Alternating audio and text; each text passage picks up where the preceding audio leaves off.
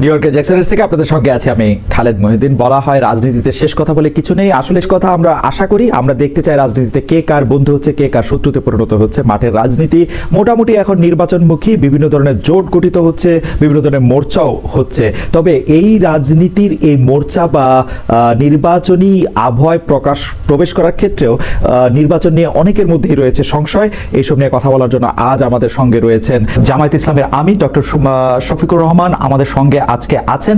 তাকে আমরা স্বাগত জানাই। তিনি আমাদের সময় দিয়েছেন, তার এই চরম ব্যস্ততার মধ্যেও তিনি আমাদের সাথে যুক্ত হয়েছেন এবং অনেকগুলো বিষয়ে তিনি যুক্ত আছেন নানা রকম কারণে, তবু আমাদের তিনি সাথে আছেন, সেজন্য তাকে আন্তরিক ধন্যবাদ ও কৃতজ্ঞতা জানিয়ে আছেন। আমাদের সাথে আরো থাক জনাব তারেক রহমান, আপনাকে আমাদের অনুষ্ঠানে স্বাগত জানাই। আপনি আমাদের শুভেচ্ছা এবং কৃতজ্ঞতা জানবেন।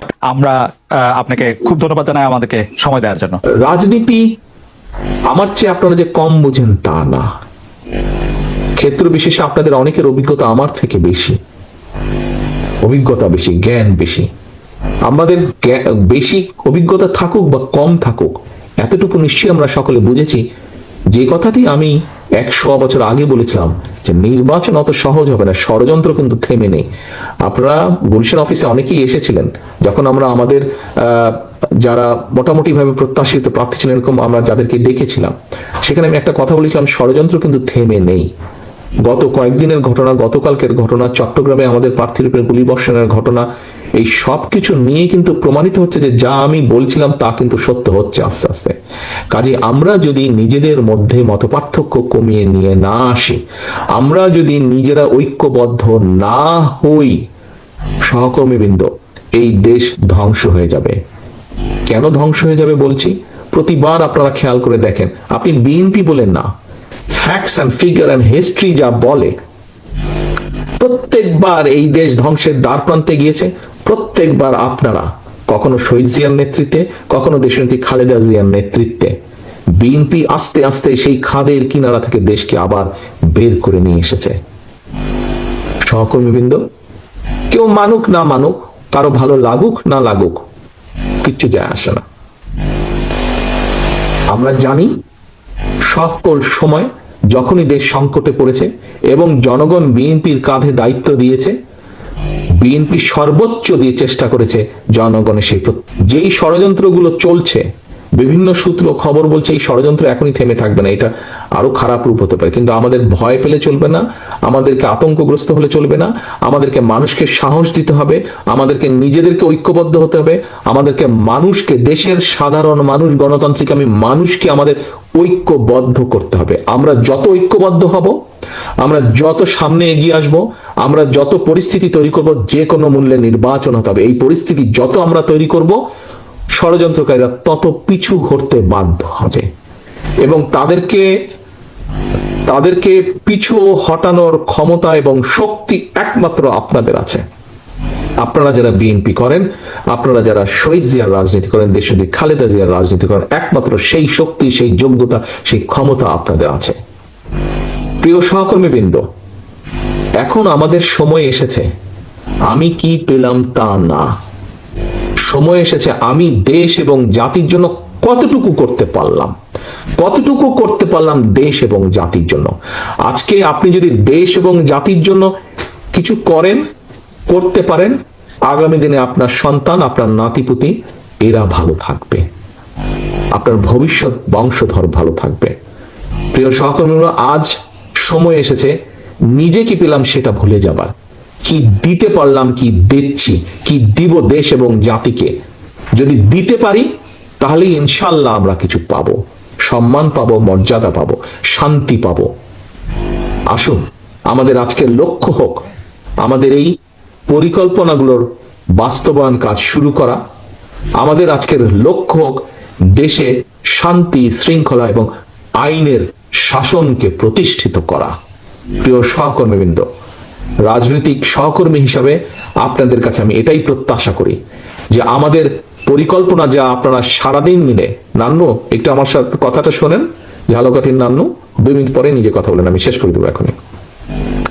আজকে আমাদের পরিকল্পনা হওয়া উচিত, আমাদের সকলের প্রতিজ্ঞা হওয়া উচিত যে কাগজগুলো আপনাদের কাছে আমরা তুলে দিলাম, প্রথমেই আপনারা হাত তুলে বলেছেন, স্বীকার করেছেন আমি ধরে নিতে চাই, বিশ্বাস করতে চাই, শুধু হাত তোলার জন্য আপনারা হাত তোলেনি, আপনারা বিশ্বাস করেন বলেই আপনাদের বিশ্বাস থেকে আপনারা হাত তুলেছেন যে এই কাজগুলো যদি আমরা শুরু করতে পারি। বলে থাকেন যে বাংলাদেশে রাজনীতি করতে হলে ভারতের সাথে একটা বড় সম্পর্ক রেখে রাজনীতি করতে হবে। আপনার কাছে কি মনে হয় এই সময় ভারতের সাথে বড় সম্পর্ক কারা রাখতেছেন এবং জামায়াত ইসলামীর সাথে ভারতের সম্পর্ক আসলে কেমন? প্রথম কথা হলো যে রাজনীতি কার জন্য? রাজনীতি আমার মাটি এবং মানুষের জন্য। সুতরাং আমার সম্পর্কটা হবে জনগণের সাথে, আমার সম্পর্ক হবে আমার মাটির সাথে। এটা আমার 1 নম্বর প্রায়োরিটি। 1 নম্বর প্রায়োরিটিকে তার জায়গায় রেখে দুনিয়ায় যারা বন্ধু হয়ে এগিয়ে আসবেন দেশ এবং জনগণের কল্যাণে, আমরা সবাইকে আমরা স্বাগত জানাবো, অভিনন্দন জানাবো এবং বুকে ধারণ করব।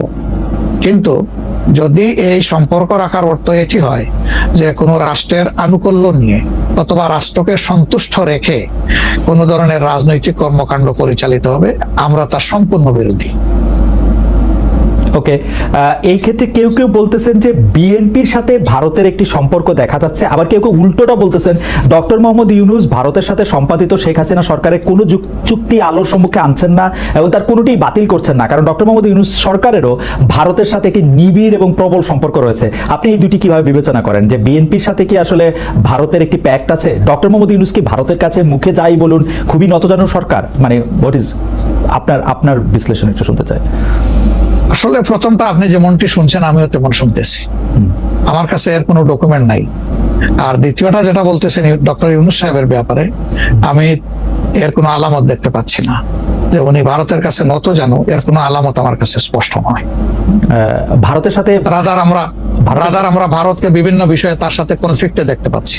ভারতের সাথে হাসিনা সরকারের সম্পাদিত চুক্তিকে তিনি সামনে আনতেছেন না, এইটা একটা অভিযোগ। আরেকটা অভিযোগ হচ্ছে ভারত একতরফাভাবে ট্রান্সশিপমেন্ট এবং স্থলবন্দর দিয়ে মাল আনা নেওয়া বাতিল করলো, এর বিপরীতে বাংলাদেশ কোনো ব্যবস্থায় নেয় নাই এখন পর্যন্ত। আসলে বাংলাদেশের নেওয়ার সেই সুযোগটাও কতটুকু আছে না আছে সেটা বিবেচনায় নিতে হবে। 2 নম্বর হচ্ছে যে ইউনূস সরকার এখন দায়িত্বে আছেন, আমি ক্ষমতায় বলবো না, এই দেশের জনগণই তাকে দায়িত্ব দিয়েছে, উনি দায়িত্বে আছেন। উনি দায়িত্বে আসার পরে এটা ঠিক যে ভারত বলেছে নির্বাচিত সরকার আসলে তারা দেশকে সহযোগিতা করবে, তা এখানে কি বার্তা দেওয়া হলো তাহলে? সুতরাং এটা কোনোভাবেই টিকে না বিষয়টা। আর এই সরকারের অনেকগুলা প্রায়োরিটি আছে। চুক্তি সম্পাদন হয়েছে 2টা মানে সরকারের মধ্যে ইতিপূর্বে। সেই সরকার নির্বাচনে তার আইনগত এবং নৈতিক বৈধতা কতটুকু ছিল সে নিয়ে হয়তো প্রশ্ন থাকতে পারে, কিন্তু 2টা সরকারের মধ্যে চুক্তি সম্পাদিত হয়েছে এবং পলিটিক্যাল গভর্নমেন্ট দুইটাই, ইন্ডিয়া পলিটিক্যাল গভর্নমেন্ট, বাংলাদেশেও পলিটিক্যাল গভর্নমেন্ট। এই ধরনের কিছু ম্যাটার আছে যেগুলো আসলে পলিটিক্যাল গভর্নমেন্টকেই রিজলভ করতে হবে। যেমন কিছুদিন আগে আপনারা মানবিক করিডোর নামে একটা বিষয়ের কথা শুনেছেন, আমরা কিন্তু A to Z বলেছি নো, এটাই সরকারের ফাংশন হওয়া উচিত। এরপরে পোর্ট হ্যান্ডলিং এর ব্যাপারেও কথা এসেছে, সেখানে আমরা বলেছি যে এইটাও এত বড় বিষয়ে সরকারের হাত দেওয়া উচিত হবে না, এই ব্যাপারে আমাদের অবস্থান স্পষ্ট। সুতরাং তারা আরো যে প্রায়োরিটি গুলো আছে, বিশেষ করে কিছু বেসিক রিফরমেশন না করলে আগামীতে একটা গুড গভর্নেন্সের জন্য একটা গুড সরকার গঠন করা সম্ভব হবে না, একটা ভালো ইলেকশন হবে না। এই বিষয়গুলোকেই এখন মূলত প্রাধান্য দেওয়া হচ্ছে। দুটি বিষয়, রাষ্ট্রের 2টি স্তম্ভ সম্পর্কে আপনাকে প্রশ্ন করব। আপনি এখন এই মুহূর্তে বা গত 10 মাস 11 মাসের ডক্টর ইউনূস সরকারের শাসনে আপনার কাছে বিচার বিভাগকে যথেষ্ট স্বাধীন এবং সকর্মক মনে হয় কিনা? আরেকটি বিষয় ফ্রিডম অফ প্রেস। আমি যথেষ্ট স্বাধীন মনে করি না। যতদিন পর্যন্ত বিচার বিভাগ সম্পূর্ণভাবে আলাদা না হবে নির্বাহী বিভাগ থেকে, ততদিন পর্যন্ত এটাকে স্বাধীন বলা যাবে না। যেমন বিচার বিভাগের একটা ডিমান্ড আমাদের আছে যে এটাকে স্বাধীন করার জন্য স্বাধীন সচিবালয় গঠন করতে হবে, সেটা এই সরকারের একটা অঙ্গীকারের মতোই ছিল, কিন্তু এখন পর্যন্ত সেটা হয়নি। আমরা এটা দেখতে চাই যে অবিলম্বে সেটা হোক। যদি স্বাধীন সচিবালয় কায়েম নাই হয় তাহলে বিচার বিভাগ স্বাধীন হবে কিভাবে? নির্বাহীর অধীনে থাকে তো বিচার বিভাগ স্বাধীন হতে পারে না। এমনিতে আমরা সারা দেশে যে বিচার আদালতগুলি দেখি বা আমাদের যে আপিল আদালত অর্থাৎ হাইকোর্ট বিভাগ এবং আপিল ডিভিশন যে রায়গুলি এই পর্যন্ত দিয়েছে বা দিচ্ছে, আপনার সাথে তো সারা বাংলাদেশের সবাই কানেক্টেড, আপনার কাছে কি মনে হয় যে তারা স্বাধীনভাবে কাজ করতে পারছে, নাকি নির্বাহী বিভাগ আওয়ামী লীগ সরকারের মতোই বা পূর্ববর্তী অন্য রাজনৈতিক সরকারের মতোই প্রভাব বিস্তার করেই চলছে? ইউনূস সরকারও আসলে সুপ্রিম কোর্টের পজিশনটা আমার কাছে আমি প্রথমে আনতে চাই।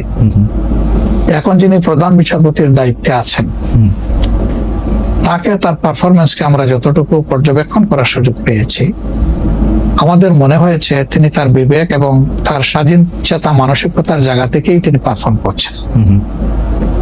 হাইকোর্টের যেহেতু অনেকগুলা বেঞ্চ, সেখানে পার্সন টু পার্সন ডিফারেন্স হতেই পারে, কিন্তু আলটিমেটলি বিচার তো যাবে শেষ পর্যায়ে সুপ্রিম কোর্টের হাতে। এই জায়গাটাকে অতীতের যে কোনো সময়ের তুলনায় আমাদের কাছে বেটার মনে হচ্ছে। আপাতত ভবিষ্যতে তারা কি করবেন সেটা এখনই অগ্রিম বলা যাচ্ছে না। ওকে, আর বিচার আদালতের প্রশ্নে মানে জজ এন্ড সেশনস কোর্ট যেগুলি, ডিস্ট্রিক্ট জজ এন্ড সেশনস কোর্ট যেগুলি আছে 64টা জেলা এবং অন্যান্য ট্রাইব্যুনালগুলি, তারা কি স্বাধীনভাবে কাজ করতে? আমাদের কাছে যতটুকু ইনফরমেশন, সব জায়গায় তারা স্বাধীনভাবে কাজ করতে পারছেন না, বিভিন্ন আনডিউ প্রেসার তাদের উপরে আছে। এটা কি নির্বাহী বিভাগের উপর থেকে, নাকি এটা জামাত ইসলামী প্রেসারটা দিচ্ছে, বা বিএনপি প্রেসারটা দিচ্ছে, বা এনসিপি প্রেসারটা দিচ্ছে?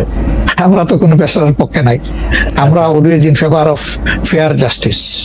আমরা আনফেয়ার কোনো জাস্টিস চাই না, আমরা চাই ফেয়ার জাস্টিস। এখন আর কারা দিচ্ছে না দিচ্ছে, আপনার টক শোতেই আপনি মেনি টাইমস বলেছেন, আমাকে উত্তর দেওয়ার দরকার নাই। আপনি যথেষ্ট জনগণের পক্ষে মতামত ব্যক্ত করার জন্য, আপনি বহু সময় এই কথাগুলো রিপিট করেছেন। আমরা কিন্তু এর পক্ষে নাই এবং আমাদের বিরুদ্ধে এই ধরনের কোনো কমপ্লেইন কোথাও নেই। আর যদি ফ্রিডম অফ প্রেসের কথায় আসি, অর্থাৎ সংবাদপত্রের স্বাধীনতা বা গণমাধ্যমের স্বাধীনতা প্রশ্নে আপনার কাছে এই 10 মাসের বিবেচনা যদি চাই, বা বিচার যদি চাই, আপনি কেমন দেখছেন যে স্বাধীনভাবে মত প্রকাশ করা যাচ্ছে কিনা? মানে সংখ্যা, যদি আপনি যারা সংখ্যায় কম তারাও তাদের মতামত দিতে পারছে কিনা? জি না, সেটা আমি আসতেছি। যদি আপনি in comparison two previous period, that is last 15.5 years, even another 2 years you can add with it, সকল কেয়ারটেকার সরকারের 2 বছর, পরবর্তী 15.5 বছর, অনেক সময় প্রেস আমাদেরকে বলতো, আমরা যখন জিজ্ঞেস করতাম যে এই ধরনের একটা জলজ্জন্ত মিথ্যাচার কেমনে করলেন, ওই যে কিছু করার নাই, স্ক্রিপ্ট লেখা ছিল, আমাদেরকে এটা জাস্ট ব্রডকাস্ট করতে হয়েছে। তো এখন সেই পরিস্থিতি এরকম নাই বলে আমাদের কাছে মনে হয়। তারপরেও আমরা প্রেসের কাছ থেকে বিভিন্ন সময় শুনি তাদের কিছু কনসার্নের জায়গা এখনো বিদ্যমান। কেউ কেউ এখনো তাদের উপরে আনডিউ প্রেসার দিয়ে থাকেন, এটা করতে পারবেন, এটা করতে পারবেন না। এটা যদি থাকে, একটা মিনিমাম রেঞ্জেও থাকে, তাহলে তো আমরা কমপ্লিট ফ্রিডম অফ স্পিচ বলতে পারছি না, ফ্রিডম অফ এক্সপ্রেশন আমরা বলতে পারছি না। এটা কিছুটা যে এখনো প্রিভেল করছে, এটা আমরা অনুভব করি। তবে আমরা ফিল করি যে প্রেসকে তাদের মতোই রোল প্লে করতে দেওয়া উচিত। আর প্রেসের কাছেও আমাদের প্রত্যাশা, তারা যেন সাদাকে সাদাই বলেন, সাদাকে অন্তত ধূসর বানাবেন না, এবং কালোকেও তারা মানে সার্ফ এক্সেল দিয়ে সাদা বানাবেন না। 5 আগস্টের পর এই প্রশ্ন অবশ্য অনেকবার আপনার সামনে এসেছে। তারপর আমি আপনাকে বলি, যেহেতু আপনার সাথে আমার দেখা হচ্ছে নতুন একটা ঘটনার পরে, এই প্রসঙ্গে নতুন একটা ঘটনার পরে, আপনি কিন্তু যে কোনো জায়গাতে এক ধরনের সমন্বয়ের প্রত্যাশী একজন মানুষ, ক্ষমা করার পক্ষে একজন মানুষ। আপনি সর্বশেষ যে আওয়ামী লীগের রাজনীতি নিষিদ্ধ করা হলো এবং দলকে আসলে তার সকল কার্যক্রম নিষিদ্ধ করা হলো, এইটা নিয়ে আমরা দেখেছি যে আপনার দলকে যারা সমর্থন করেন তারাও সেই নিষিদ্ধের দাবি করেছেন। কিন্তু আমি আপনার পার্সোনাল মতামত জানতে চাই যে আপনি এটা আসলে লাইক করেছেন কিনা, বা আপনি এটা পছন্দ করেছেন কিনা, বা আপনার যদি একক ক্ষমতা নেওয়ার মানে সিদ্ধান্ত নেওয়ার, আপনি আপনার একক সিদ্ধান্ত প্রয়োগ করতেন, তাহলে আপনি এটা করতেন কিনা? দেখেন, এখানে অনেকগুলা বিষয়। আমাকে ইদানিং ফরেন মিশনের যারা বাংলাদেশে আছেন, এনভয় বা আপনার রাষ্ট্রদূত যারা আছেন, তারাও জিজ্ঞেস করেন যে ন্যাশনাল রিকনসিলিয়েশনের একটা জায়গা থাকা উচিত কিনা। আমি বলি অবশ্যই উচিত। তবে বিষয়টা হলো যে আমাদের ওন্ড গুলা একদম তাজা, ট্রমা গুলা এখনো, মেন্টাল এবং ফিজিক্যাল ট্রমা এখনো বিদ্যমান। হাসপাতালের বেডে এখনো রয়ে গেছে ইনজিওর্ড পার্সন গুলো। শহীদ পরিবারের অনেকেই তাদের আপনজনের লাশও এখন পায় নাই, লাশের সন্ধান বা কবরের সন্ধানও পায়নি। সো এটা একদম তাজা একটা বিষয়। যেমন আমরা যদি সাউথ আফ্রিকার কথা ধরি, তাহলে ডিকেডস আফটার ডিকেডস এটাকে হিলিং করতে, রিকনসিলিয়েশনে আনতে সময় লেগেছে। অর্থাৎ মিনিমাম একটা সময় দিতে হবে। আওয়ামী লীগের ক্ষেত্রে কি হয়েছে, তাদেরকে নিষিদ্ধ করা হয়নি, তাদের কার্যক্রমের উপরে মানে নিষেধারোপ করা হয়েছে, তারা ফাংশন গুলা করতে পারবেন। 15.5 বছর তো তারা সুযোগ পেয়েছিলেন। এই দেশে ফেয়ার ডেমোক্রেসি তারা চাইলে কিন্তু কালচার করতে পারতেন এবং ইতিহাসে স্মরণীয় হয়ে থাকতে পারতেন। কিন্তু আসলে আপনিও তো তাদের অনেক কর্মকাণ্ডের প্রতিবাদ করেছেন অত্যন্ত জোরালো ভাবে। আগের আপনার ঠিকানা থেকে, বর্তমান ঠিকানা থেকে, সব জায়গা থেকে আপনি যেখানে যখন ছিলেন আপনি করেছেন। কেন করলেন? এই জিনিসগুলো অ্যাকসেপ্টেবল ছিল না, এই জন্যই তো করেছে। তো তারা তো 15.5 বছর মানুষকে তাদের কোনো ডেমোক্রেটিক এবং পলিটিক্যাল রাইট দেয় নাই, জাস্টিস পাওয়ার রাইটটাও তারা স্ন্যাচ করে নিয়েছিল। এই ধরনের সবগুলা রাইটই তো কার্যত তারা কেড়ে নিয়েছিল। আপনি যদি প্রেসের কথা বলেন, এখন তো অ্যাটলিস্ট যখন তখন যাকে তাকে প্রধান উপদেষ্টাকে একটা কথা বলেছে ঢুকাই দাও, মামলা একটা দিয়ে তাকে সাথে সাথে ঢুকিয়ে দাও, এই কাজটা এখন হচ্ছে না। আয়নাগরের ঘটনা তো এখন একটু হইতেছে। মাননীয় আমির, একজন ইউটিউবার আছেন সাব্বির, তাকে জেলে দিয়ে দেওয়া হয়েছে প্রধান উপদেষ্টাকে কি জানি বলছে। না আমি বলতেছি সেটা, আমি বলছি যখন তখন হচ্ছে না, ঘন হচ্ছে না। 2-1টা কেস হইতেই পারে, এটা এক্সেপশন, কিন্তু আগে তো এটা ছিল প্র্যাকটিস এন্ড র্যান্ডম, এটা কিন্তু এখন হচ্ছে না। তারপরে আপনি দেখেন যে আয়নাগরের যে বিষয়টা, মানুষকে ধরে নিয়ে ঢুকাই দাও, হোয়ার অ্যাবাউট কেউ জানে না, তার ফ্যামিলি জানে না যে মানুষটা বেঁচে আছে নাকি মরেই গেছে। যদি মরে যায় তার কবর কোথায়, আদৌ জীবনে দেখবো কিনা তার কবরটা, সেটাও তো প্রশ্ন। এরকম তো ঘটনা ঘটেছে, এবং যাদেরকে আয়নাগরে নেওয়া হয়েছে তারা কিন্তু সবাই ফিরে আসেননি। তারা অনেকেই এখনো আমরা জানি না তারা কোথায় আছে, আদৌ বেঁচে আছেন কিনা। তো এগুলা তো এখন হচ্ছে না। বায়বীয় মামলা যেটা বলা হয় সরকারের পক্ষ থেকে, এখন সরকারের পক্ষ থেকে সেরকম মামলা নেই। এখন মামলা হচ্ছে পলিটিক্যাল যারা বিভিন্ন পার্টিজ আছেন তারা, সেই ক্ষেত্রে এক এক দলের এক একটা দৃষ্টিভঙ্গি। আমাদের দৃষ্টিভঙ্গি হচ্ছে যে for fair justice, complaint of পুরো অ্যাট্রোসিটি করেছেন যারা এটার পারপিটেটর, তাদেরকে ডিরেক্ট যারা আছেন তাদেরকে বাদ দিয়ে আমরা কোনো মামলায় কাউকে আসামি করিনি। এই জন্য আমাদের মামলায় শত কোনো আসামি নেই। অন্যান্য সংস্থার বা দলের বা অথরিটির থাকতে পারে। তো এই জিনিসগুলোর কিছুটা হলেও ডেভেলপমেন্ট হয়েছে, কিন্তু আরো অনেক হওয়ার প্রয়োজন আছে এবং সুযোগ আছে। এই ক্ষেত্রে আমি শুধু একটা লাইন করে একটু বোঝার জন্য, যে মানে আওয়ামী লীগ নিষিদ্ধ করা হয় নাই, আওয়ামী লীগের কার্যক্রম নিষিদ্ধ করা হয়েছে, দুইটার মধ্যে তফাৎ কি আসলে? মানে তারা মানে কি করতে পারবে আর কি করতে পারবে না, মানে একজন আওয়ামী লীগ কি করতে পারবে এখন? মানে আমার একটা আন্ডারস্ট্যান্ডিং হচ্ছে আওয়ামী লীগ নিষিদ্ধ, তা আপনি বলতেছেন না দুইটার মধ্যে একটু তফাৎ আছে, তফাৎটা কি আসলে? দেখেন, নিষিদ্ধ তো আমাদেরও করা হয়েছিল, তাই না? এবং একবার না, আমাদের এই সংগঠনের জন্মের পরে দফায় দফায় আমাদেরকে নিষিদ্ধ করা হয়েছে। নিষিদ্ধ যখন কোনো সংগঠনকে করা হয়, তখন এই সংগঠনের ব্যক্তিরাও বিভিন্ন ধরনের সমস্যায় পড়ে যান, এর সাথে রিলেটেড ব্যক্তিরা। এমনকি তাদের স্বাভাবিক জীবনযাত্রাটাও তাদের পক্ষে চালায় নেওয়া সম্ভব হয়। তারা যদি সমাজের কোনো ক্রিমিনাল ব্যক্তি নাও হয়ে থাকেন, তবুও তাদের উপরে সমস্যা আরোপ হয়েছে। কিন্তু যখন কার্যক্রম নিষিদ্ধ থাকবে, তখন ওই পলিটিক্যাল কার্যক্রম গুলা ছাড়া বাকি জীবনের সবই তো তারা করতে পারবে, করছে তো। আচ্ছা, তারা তো এই দেশটা সবাই তো আর চলে যায়নি, সবাইকে জেলেও ঢুকানো হয়নি। এইটা একটু পরিষ্কার হয়েছে। জনাব যুদ্ধপরাধের মামলায় জামাত নেতা এটিএম আজহারুল ইসলাম খালাস পাওয়ার পর আপনি একটি সংবাদ সম্মেলনে বলেছেন, জামায়াতে ইসলামী বা তার কোনো নেতাকর্মীর মাধ্যমে কেউ ক্ষতিগ্রস্ত হয়ে থাকলে তার কাছে নিঃশর্ত ক্ষমা চাই। এই ক্ষমা প্রার্থনায় কি ৭১ মুক্তিযুদ্ধের সময়টাও আছে কিনা সেটা সেদিন আপনি স্পষ্ট করেননি, আজকে এটা স্পষ্ট করবেন? মানে আপনি, অনেকেই প্রশ্ন করছে যে জামায়াতের মাননীয় আমির ক্ষমা কিসের জন্য চাইলেন? মানে ৪৭-এর পর থেকে শুরু করে আজকে পর্যন্ত, শুধু ৭১ না, ৪৭-এর পর থেকে শুরু করে আজকে পর্যন্ত আমাদের দ্বারা যত মানুষ যত জায়গায় কষ্ট পেয়েছে, কেউ যদি ক্ষতিগ্রস্ত হয়ে থাকে, সেই মানুষগুলো তাদের সকলের কাছে আমি বিনা শর্তে ক্ষমা চেয়েছি। কেন ক্ষমা চেয়েছি? আমরা মানুষ, ইন্ডিভিজুয়াল মানুষ যেমন ভুল করতে পারে, মানুষের সমষ্টি একটা দলেরও বিভিন্ন ভুল সিদ্ধান্ত থাকতে পারে। কোনটা ভুল কোনটা সঠিক ইতিহাস এটা নির্ধারণ করবে। আজকে যেটাকে ভুল বলা হচ্ছে, কালকে এটাই হয়তো সবচেয়ে বড় সঠিক হিসাবে প্রমাণিত হবে। আর ইতিহাসের পালাবদলে রাজনীতিতে সবাই জিতে না, কেউ জিতে কেউ হারে। আমরা আদর্শবাদী একটা দল, আমরা বিশ্বাস করি আমরা মানুষ ভুলের ঊর্ধ্বে নই। আমাদের দ্বারা, আমাদের সহকর্মীদের দ্বারা মানুষ বিভিন্ন ক্ষেত্রে কষ্ট পেতে পারে, ক্ষতিগ্রস্ত হতে পারে। আমি সব কিছুর জন্য কোনো শর্ত আরোপ না করেই মাপ চেয়েছি। ওকে, মানে ৪৭ এবং মাপ চাওয়ার মধ্যে কোনো পরাজয় নাই, অবশ্যই নাই। ৪৭ থেকে আজ পর্যন্ত যে কোনো কিছুর জন্য মানুষ আপনাদের কাছ থেকে যদি কোনো ধরনের আঘাত পেয়ে থাকে, তার জন্য আপনি দুঃখ প্রকাশ করেছেন বা ক্ষমা চেয়েছেন। এর ভিতরে সব ঢুকে গেছে, কোনো কিছু বাদ নাই। ওকে, এভরিথিং ইনক্লুডেড। আচ্ছা, এবং এটা আনকন্ডিশনাল, মানে অ্যাপোলজি দিয়ে আনকন্ডিশনাল পার্ডন সিক করেছে। এইটা কি ডক্টর শফিকুর রহমান, আমি আসলে যেহেতু আপনার সঙ্গে আমার মানে নানা সময় কথা বলার সৌভাগ্য হয়েছে, মানে পর্দার বাইরে পর্দার ভিতরে, সেটা আমি জানি বলেই আমি আমার প্রশ্নটা করছি যে আপনি যে ৭১টাকে এই ৪৭ থেকে আজ পর্যন্ত একসাথে বললেন, এর কি কোনো বিশেষ কারণ আছে নাকি মানে না না না না না না, কোনো বিশেষ কারণ নাই। আমার মানবিক মূল্যবোধের জায়গা এবং আমার দায়িত্বের জায়গা থেকে আমি বলেছি, অনুভূতির জায়গা থেকে, দায়িত্ব এবং অনুভূতির জায়গা? বিশেষ কোনো কারণ।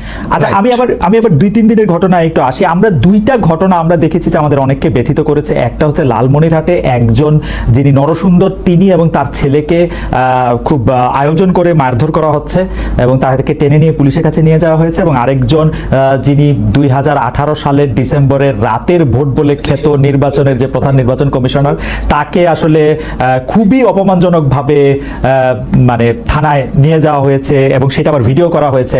মানে আমি সাধারণভাবে যেটা বুঝি, আপনি আমাকে শাস্তি দিতে পারেন, আপনি আমাকে মৃত্যু দিতে পারেন, কিন্তু মানুষ হিসাবে আরেকটা মানুষকে অসম্মান করার অধিকার যে আমাদের নাই, এইটা কি মানে মানে নাকি এইটা আমাদের আছে কারণ তারা একটা খারাপ কাজ করেছিল, এরকম কি মানে আমি জানি না। মানে অনেকে তার আরেকজন, জি আপনি বলেন। আরেকজন খারাপ কাজ করেছেন বলে আমিও করব? এটা কোনো যুক্তি? আমি আরেকজনের খারাপে কষ্ট পেলাম, ক্ষতিগ্রস্ত হলাম, এখন আমি সেম অথবা ওয়ার্স দেন দিস আরো খারাপ কিছু করলাম তার সাথে, সেটা কি কোনো মানবিক আচরণ বলে গণ্য হবে? নিশ্চয়ই না।